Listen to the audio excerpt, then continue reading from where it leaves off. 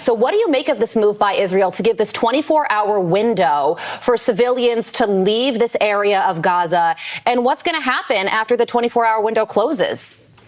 After that window closes, Israel is going to move in and remove Hamas from any power and control of Gaza, which is a vital thing to do if there's any chance of peace going forward. Hamas cannot be left in control of anything.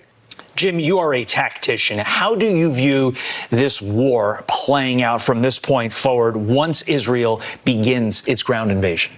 It's going to be ugly. There is no way it cannot be. Hamas wants civilians to die. Israel does everything they can. There is not a nation on earth that does more to avoid civilian casualties than the IDF. But because Hamas is a nihilistic cult, they've created a culture where the dead civilians are their strategy. They put their military headquarters in mosques, in schools, and in hospitals.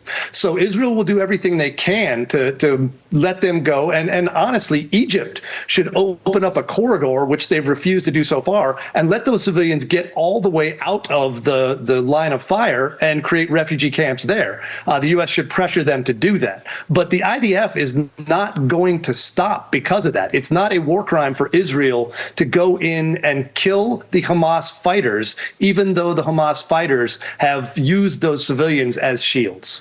I read that to believe that something's going to happen today. Do you expect the ground invasion to begin immediately, if not in the next couple of hours, if not the next 24 hours? Absolutely. Israel has prepped for this. They activated hundreds of thousands of reservists so that they had the forces necessary. And they are going to go in and stop what was essentially an armed terrorist enclave on their border, whose sole purpose was not to improve the life of the civilians who live in Gaza. Hamas's only goal was to use them as a shield and as a way to create international sentiment against Israel.